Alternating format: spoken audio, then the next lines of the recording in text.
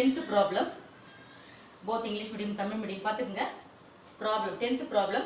How will the following items appear in the final accounts கேட்டிருக்காங்க of the club for the year ending 31st March 2017. உங்க bookல problem இருக்கு பாருங்க. Additional informations கொடுத்திருக்காங்க.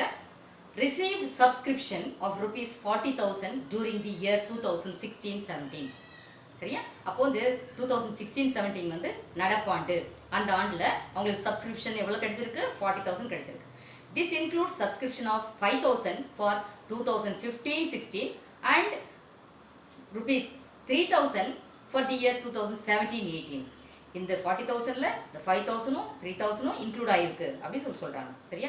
This includes இந்த 2015-16 ஓடதையும் 2017-18 ஓட amount கூட வருதுன்னு சொல்றாங்க. Next subscription of rupees 1,000 is still outstanding சொல்லிருக்காங்க. அவுட்ஸ்டாண்டிங்கா இருந்தா என்ன பண்ணணும் உங்களுக்கு தெரியும் இல்லையா?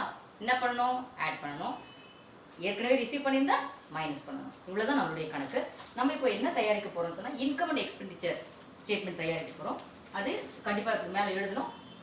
Income and expenditure account for the year ended 31st March 2017 எழுதிட்டு எக்ஸ்பென்சஸ் டெபிட் சைடுல இருக்கு, இன்கம்ஸ் கிரெடிட் சைடு இருக்கு, அமௌண்ட் போடுவோம். இப்போ நம்ம ஃபர்ஸ்ட் என்ன செய்வோம்? Subscription for that year. சரியா? இங்க நமக்கு எப்பவுமே இன்கம் பக்கம் வரும் இல்லையா? நமக்கு இருக்கு இல்லையா? ஸோ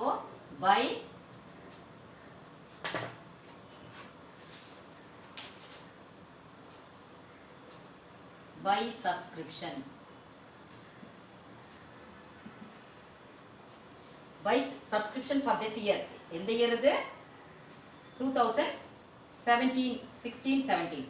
2016-17 எவ்வளவு கொடுத்திருக்காங்க பாருங்க. 40,000 நமக்கு கொடுத்திருக்காங்க. ஓகேவா? இது கூட previous year subscription எவ்வளவு கொடுத்திருக்காங்கன்னு சொல்றாங்க. 15-16ல எவ்வளவு கொடுத்திருக்காங்க பாருங்க. 5,000 கொடுத்திருக்காங்க. அப்ப இது என்ன பண்ணணும்?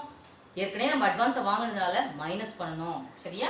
So minus previous year subscription, அதாவது 2015-16 அட்வான்ஸா வாங்குனது என்ன செய்யணும்? மைனஸ் பண்ணணும். எவ்வளவு? 5,000 rupees. இங்க மைனஸ் போட்டா போதும். சரியா? அடுத்து பாத்தீங்கன்னா அதே போல 2017-18ல கூட என்ன சொல்லிருக்காங்க? ஏற்கனவே நமக்கு சப்சிக்வெண்ட் இயர்ல கூட அட்வான்ஸாவே வாங்கிட்டாங்கன்னு சொல்றாங்க. அப்ப இது என்ன பண்ணணும்? அகைன் மைனஸ் பண்ணணும். இது முதல்ல மைனஸ் பண்ணிடுவோம். 35,000. So again minus subsequent year. சரியா? இது வந்து previous year, subsequent year, subscription 2017-18 எவ்வளவு கொடுத்திருக்காங்க? இது பாத்தீங்கன்னா 3,000 rupees கொடுத்திருக்காங்க. இதை நம்ம என்ன பண்ணுவோம்? மைனஸ் பண்ணுவோம். அப்ப எவ்வளவு வரும்? 32,000 இல்லையா? இப்போ அவுட்ஸ்டாண்டிங் அப்படின்னு ஒரு இது சொல்லியிருக்காங்க இல்லையா? Subscription of rupees 1,000 is still outstanding for the year 2016-17 சொல்லிருக்காங்க. அப்ப அது என்ன பண்ணணும்? நம்ம அவுட்ஸ்டாண்டிங்கா இருந்தது நம்ம ஆட் பண்ணுவோம். அப்போ ஆட்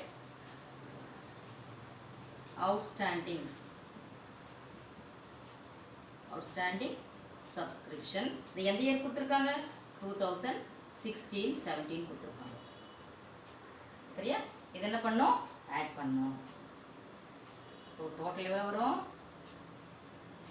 33,000.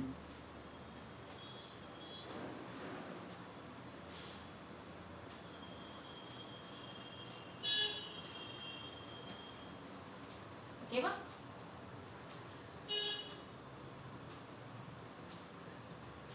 உங்களுக்கு சென்டர் பார்ட் உங்களுக்கு தெரியறதுக்காக நான் டிஃபரன்ஷியேட் பண்ணியிருக்கேன். ஓகேவா? ஸோ இதுதான் வந்து இன்கம் அண்ட் எக்ஸ்பெண்டிச்சர் ஸ்டேட்மெண்ட். அடுத்து நம்ம இதுலயே பேலன்ஸ் ஷீட் ப்ரிப்பேர் பண்ணணும். இது வரைக்கும் புரிஞ்சிருக்கும்னு நினைக்கிறேன். அடுத்தது பார்க்கலாம். Balance sheet.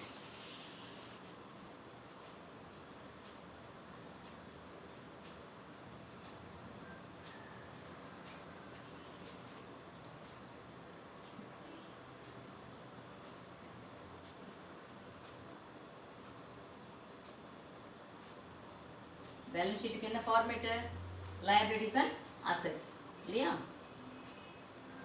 இப்போ நம்ம போடுவோம்.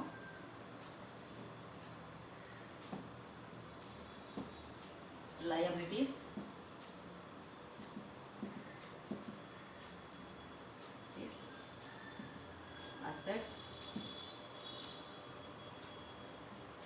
rupees.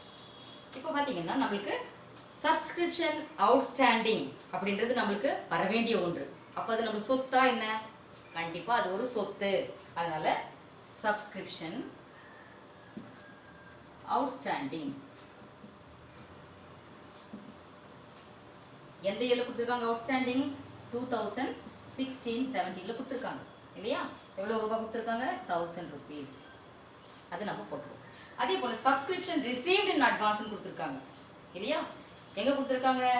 17-18 முதலே வாங்கிட்டு இருக்கோம். சரியா? நம்ம எங்கே கண்டுபிடிக்கிறோம்? 31st March 2017 தான் கண்டுபிடிக்கிறோம். ஆனால் 18th இயர்த்தையும் சேர்த்து நம்ம முதலே வாங்கியிருக்கோம். அப்போ அது என்ன பண்ணணும்? முன்கூட்டியே வாங்கிட்டு இருந்தா என்ன பண்ணணும்? அதை மைனஸ் பண்ணணும். அப்போ அது நம்மளுக்கு ஒரு லயபிலிட்டி, ஒரு பொறுப்பு. So subscription